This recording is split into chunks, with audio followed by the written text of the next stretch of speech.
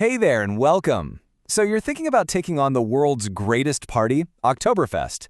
It's an absolutely epic adventure. And today, we're going to build your perfect first-timers plan step by step. Let's get you ready for the Weizen. Think about it. Every single year, millions of people flock to Munich for what they think is just a giant beer festival. And yeah, there's definitely plenty of that. But the real story? It's so much bigger. Way more interesting, and honestly, a lot more fun than just what's happening inside those tents. Oh, don't worry, you'll be ready. By the time we're done here, you'll be planning like a total pro and even talking like a local. We're going to get you all set for your first trip to the Wiesn. Go ahead and remember that word, because it's your first secret key to unlocking the real Oktoberfest. All right, first things first. Let's talk vocabulary. See, to really get the full experience of Oktoberfest, you've got to understand what the locals call it and what it actually is. So the number one word to know is Wiesn. It's what everyone in Munich calls the festival. It's short for Theresienwiese, that's Theresa's Meadow, which are the grounds where this whole tradition kicked off with a royal wedding way back in 1810. So if you want to sound like you belong there, you don't say you're going to Oktoberfest, you say you're going to the Wiesn. The second key term is Volksfest. Now this just translates to a people's festival. And in Germany, that means an event that mashes up the beer tents with a full-on traveling fun fair. And this right here is exactly why Oktoberfest is not just for adults looking to party. And this is what a Volksfest is all about. Beyond those giant beer tents, you're going to find huge roller coasters, classic carnival games, and rides for absolutely everyone. It's that mix of beer festival and fun fair that makes the whole vibe just so unique. All right, so we've got the basics covered. Now let's get to your master plan. Seriously, nailing the logistics is what separates a good trip from a truly great one. We're going to break this all down into 3 simple but absolutely crucial steps. First, picking your dates, super important. Second, booking your travel. And third, finding the right place to stay without, totally breaking the bank. Let's start with the dates. Okay, this is a huge decision, weekday or weekend. Now, most people automatically shoot for the weekend, but I would seriously advise against it. The crowds just become insane, and the cost for flights and hotels just skyrocket. Trust me on this, the party is just as wild on a weekday, it's just a whole lot more manageable and, well, more affordable. So, how long should you actually stay? Here's the deal. You really need to plan for at least 3 nights.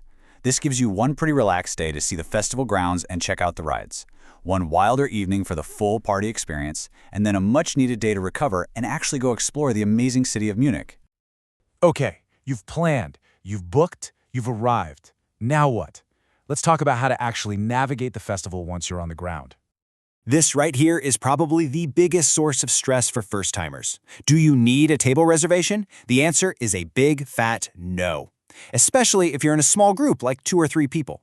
Every big tent has sections of unreserved tables just for walk-ins. Just be polite, ask if you can squeeze in, and get ready to make some new friends. It's that easy. So, which tent should you pick? Well, my advice is to try the Hacker Festhalle. They call it Bavarian Heaven for its beautiful cloud-painted ceiling and younger crowd. The Schottenhamel is also fantastic with these really cool square table layouts. I'd personally steer clear of the Hofbräu tent. It's a notorious tourist magnet. And Fischer Vroni unless you just really love the smell of grilled fish. And hey, don't just stay in the tents. You have got to experience the Teufelsrad, or Devil's Wheel. It's the spinning platform where the main event is just watching people try to stay on. It's hilarious. For a more old-school, traditional vibe, check out the Olde Wiesn section. And for the absolute best view of the whole thing, climb the giant Lady Bavaria statue. Okay, so you know where to go. Now, what are you going to wear? Getting the cultural part right is so key to having the best possible time and, showing a little respect. So let's talk outfits, because dressing up is a huge part of the fun. For women, it's the dirndl, and for men, lederhosen. But the crucial thing here is authenticity. Go for knee-length or longer dirndls and real leather lederhosen. And please, please, please avoid those cheap, short Halloween-style costumes. You will stand out in a really bad way. Honestly, you're better off just wearing jeans and a shirt. Now, for a very important insider tip for anyone wearing a dirndl. The side you tie your apron bow on, it sends a signal.